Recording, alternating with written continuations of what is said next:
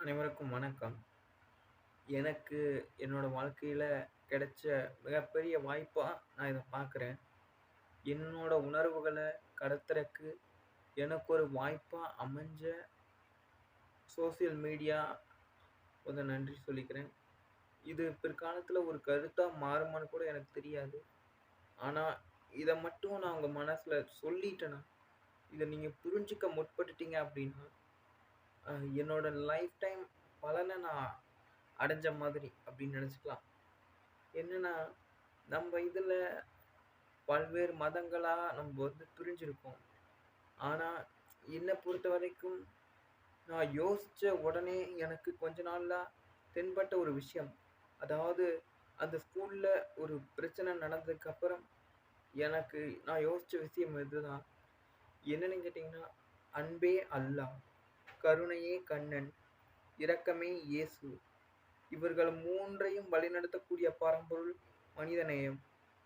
இந்த ஒரு கருத்த நம்ம அனைவரும் ஏத்துக்குவோமான்னு தெரியாது. ஆனா இது ஏத்துக்கிட்டா நல்லா இருக்கும். கடவுள்கள் நம்ம மனசுக்குள்ள ஒரு குணமா இருக்காங்க. அன்பு காட்டும்போது நம்ம எல்லாருடைய அன்புலயும் அல்லாஹ் தெரிகிறாரு. நம்ம எல்லாரோட கருணையிலயும் கண்ணன் இருக்கிறாரு. நம்மளோட எல்லா இரக்கத்திலயும் இயேசு பிரான் தெரிகிறாரு. இந்த எல்லா கடவுள்களையும் வழிநடத்தக்கூடியது மனிதநேயம் என்கிற பரம்பொருள்.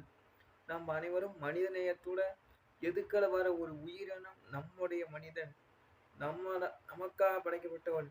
நம்ம ஒருவர் சார்ந்து தான் வாழ்ந்துட்டு இருக்கோம். நம்ம இந்த பூமியில எத்தன நாள் வாழ்வோம்னு தெரியாது. ஆனா இறக்குற நாளும் தெரியாது.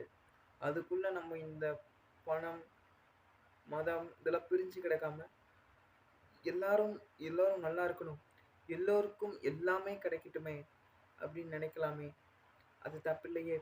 ஒண்ணா இருக்கலாமே. நம்ம மதமா, இனமா, மொழியா பிரிஞ்சு கிடக்கறதுக்கு பல்வேறு காரணங்கள் இருக்கட்டும். ஆனா மனிதநேயம் மட்டுமே நம்மளை சேர்த்தக்கூடிய ஒரு பரம்பொருளா இருந்து நம்ம வாழ்க்கைய பயனுறச் செய்யட்டும். நன்றி, வணக்கம்.